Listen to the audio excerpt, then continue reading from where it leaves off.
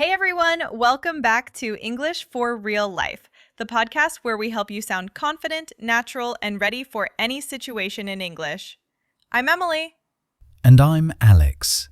Today's topic is one that literally everyone needs. Because no matter where you are in the world, at some point, you're going to feel sick. Yeah, and when that happens, you need to see a doctor. But here's the tricky part. How do you explain your symptoms in English? What if you don't know the right words? Exactly. Today, we're going to talk about what to say when you're not feeling well, before you even step into the doctor's office. We'll teach you the phrases, the pronunciation, and even the emotions behind them. And we'll have a little fun too. Because even when you're sick, a little laughter helps, right? Right. Let's dive in. Something's wrong. Ugh, my head hurts. I feel weird. And my throat is killing me. Oh no, Emily, you don't sound good. Are you okay? Not really. I think I'm getting sick. My body feels heavy and my temperature's high. I hate this feeling. You probably caught a cold. Maybe from staying up too late editing our podcast again? Maybe, but what if it's something serious, like the flu? Don't worry, you'll be okay. But this is a perfect example. How would you tell a doctor what's wrong? Let's pretend you're calling a clinic. Calling the clinic. Good morning. Green Valley Medical Center. How can I help you? Hi, I'd like to make an appointment to see a doctor. I'm not feeling very well. Of course. What seems to be the problem? I've had a sore throat and a headache since yesterday, and I feel really tired. Okay. I can schedule you for this afternoon. Do you have health insurance? Yes, I do. Great. Please bring your insurance card and ID. See you at 3 o'clock. Thank you so much. Perfect. You did that really naturally. So let's break it down for our listeners. Teaching moment. When you call a clinic, you can start with, "Hi, I'd like to make an appointment." That's polite and direct. Then, when they ask what's wrong, try using phrases like, "I'm not feeling well. I have a headache. My throat hurts. I feel tired." You don't need fancy medical words. Just describe your symptoms in simple English. Exactly. And remember, I have is the most common way to talk about symptoms. For example, I have a cough. I have a fever. I have stomach pain. Or if you want to talk about how you feel emotionally, you can say, "I feel dizzy. I feel weak," or "I feel anxious." That's right. And don't worry about perfect grammar when you're sick. Doctors care more about understanding you than judging your English. Yeah, trust me, they've heard every kind of English accent. True. Once I told a doctor, "My throat is crying." I meant my throat hurts, but he totally understood and laughed with me. That's actually adorable. See, communication is more important than perfection. Explaining symptoms to a friend. Okay, so Emily, let's imagine you're talking to your friend before going to the doctor. How would you describe what's happening? Maybe something like, "I don't feel like myself today. My head feels heavy, my nose is stuffy, and my throat is sore." Or, "I think I'm coming down with something." That last one, "I'm coming down with something," is a supernatural phrase Americans use. It means you're starting to feel sick, but not totally sick yet. Exactly. You can also say, "I might be catching a cold," or "I think I need to rest." And your friend might respond, "Oh no, get well soon," or "You should see a doctor." Aw, thank you. I'll survive. Somehow. Drama queen. But that's another realistic situation. When you're sick, your tone, your body language, they all help the listener understand. Emotions and pronunciation. Let's talk about pronunciation and tone.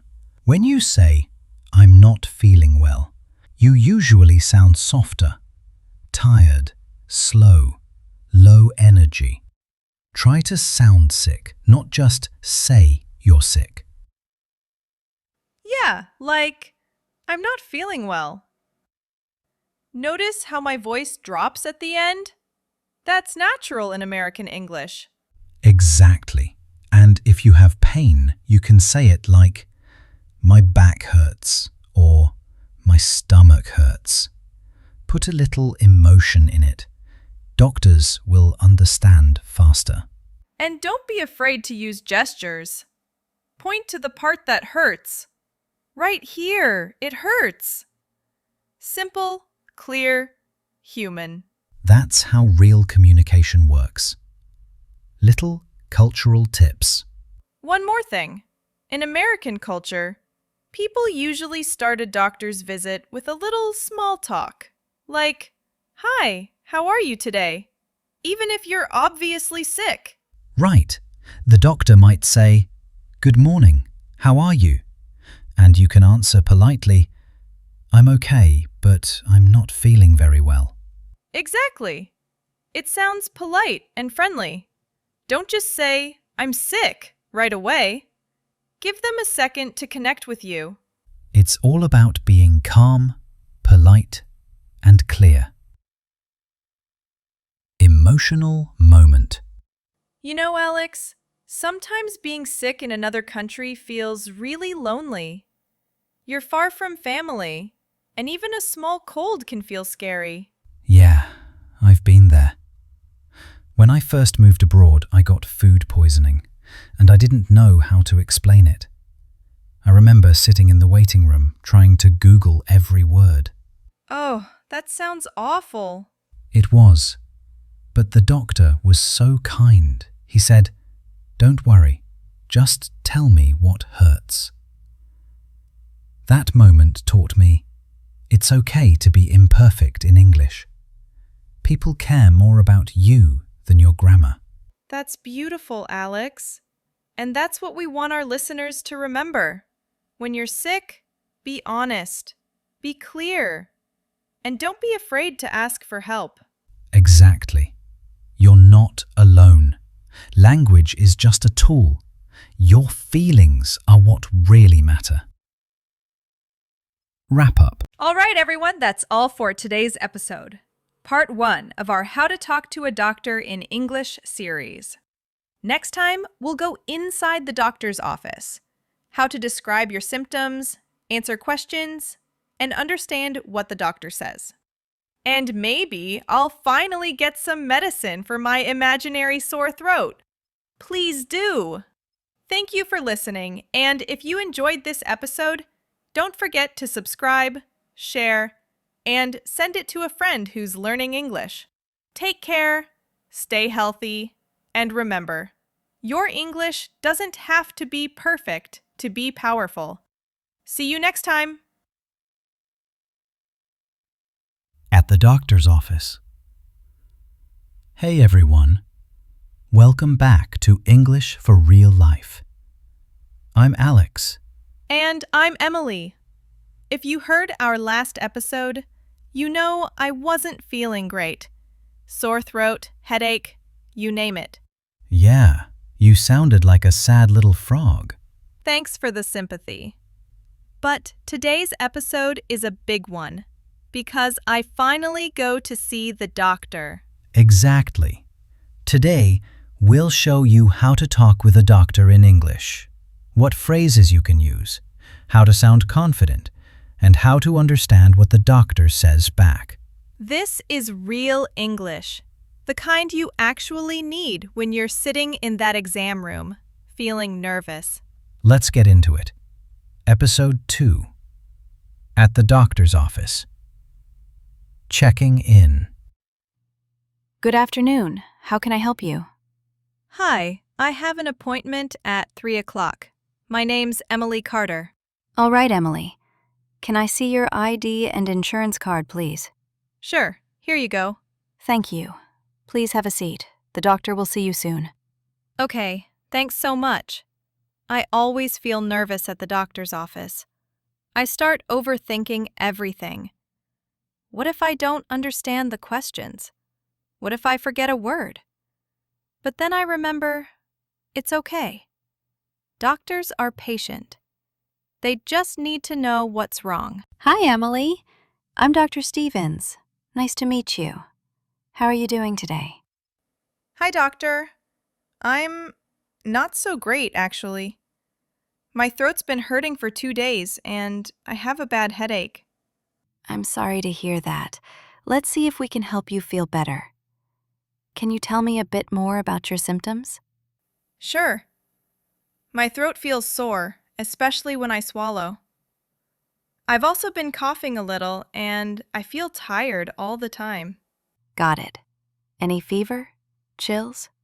I think so. I felt warm last night, but I didn't check my temperature. Okay, that's fine. Any allergies to medicine? No, none that I know of. Good. Let's take a quick look at your throat. Please open your mouth and say, ah. Your throat looks a little red. Do you have any pain in your ears or chest? No, just my throat and head. All right. It looks like a mild throat infection, probably viral. I'll prescribe something to help with the pain and recommend rest and fluids. Thank you, doctor. Explaining what's wrong. Teaching segment. Okay, let's pause right there. That conversation had some really useful English. Let's go over it together. The doctor started with, "How are you doing today?" Even though you're sick, you can still answer politely, "I'm not feeling well," or "I've been sick for a few days." Then the doctor said, "Tell me more about your symptoms." That means you should describe what you feel. Headache, sore throat, fever, tiredness, pain. Right. And if you're not sure what the word symptoms means, it just means the signs that show you're sick. For example, my symptoms are cough and fever. Exactly. And when the doctor asks, any allergies to medicine? That means, do you react badly to any medications? If you don't, just say, no, I don't have any allergies. And when they ask you to say don't panic. It's just so they can look at your throat. Yeah, not an English test, just a medical check. Thank God. Understanding the doctor's advice. All right, Emily. I'm going to prescribe you some throat lozenges and pain relief tablets. Drink lots of water, get some rest, and avoid cold drinks for a few days. Okay. How often should I take the medicine? Take 1 tablet every 6 hours after meals. Got it. Should I come back for a follow-up? If you're not feeling better after 3 days, come back, and we'll do a throat swab test. All right. Thank you so much. You're welcome.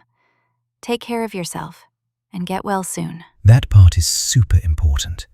Doctors often give you instructions, so here are some phrases to listen for. Take 1 tablet every 6 hours.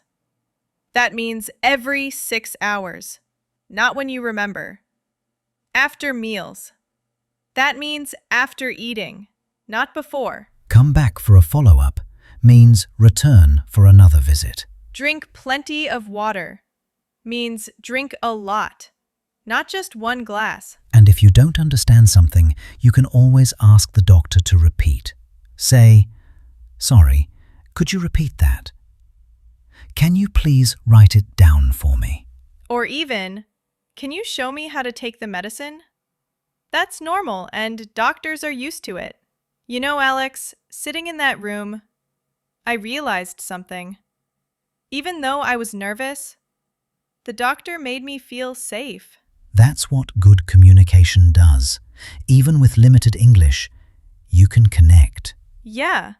I used to be embarrassed about my accent or afraid of forgetting a word.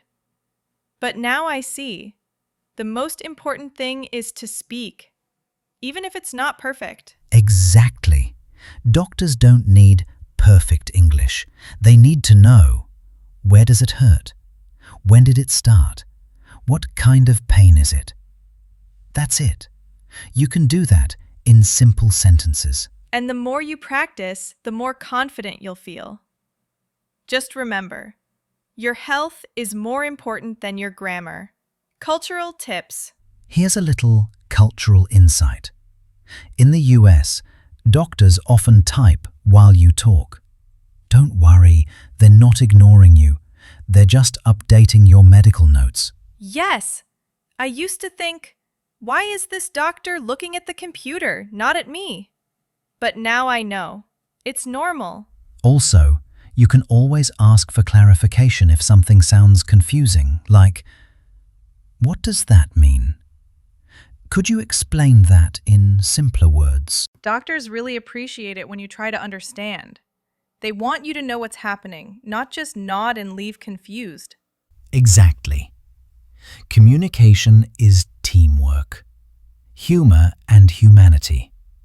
You know, after the appointment, I texted my mom.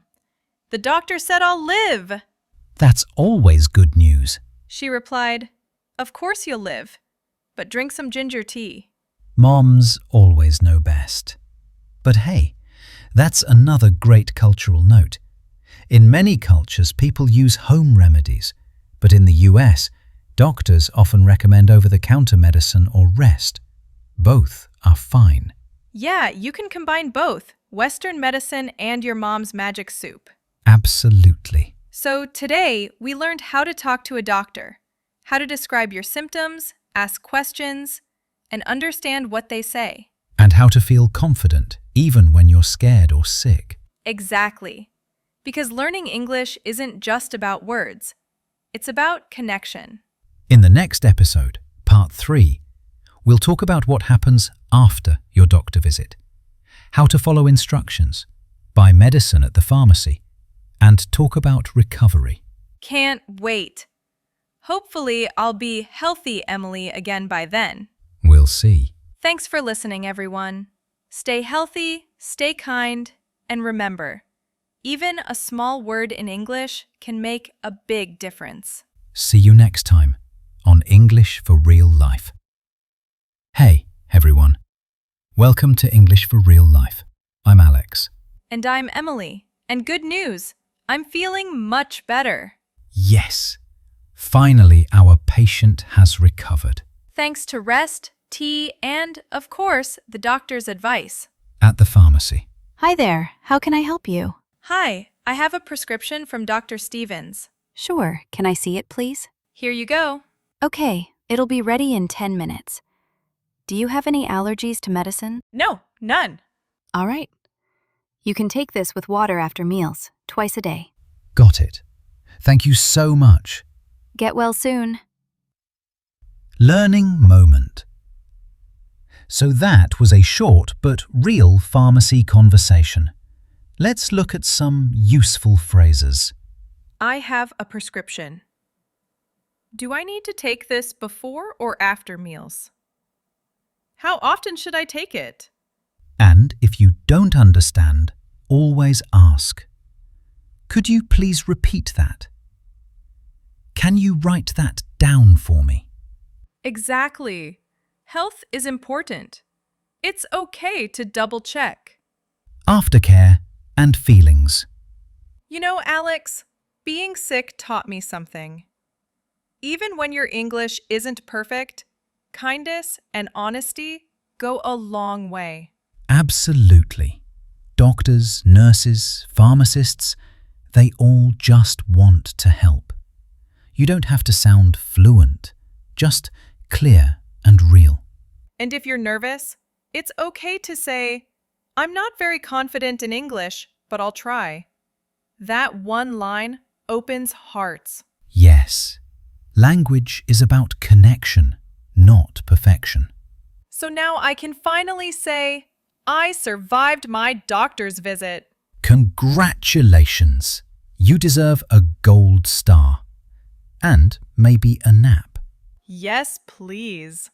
And to everyone listening, we hope this 3-part series helped you feel braver when talking to a doctor in English. Remember, take care of your body and your words. Both deserve kindness. That's beautifully said. Thank you for joining us.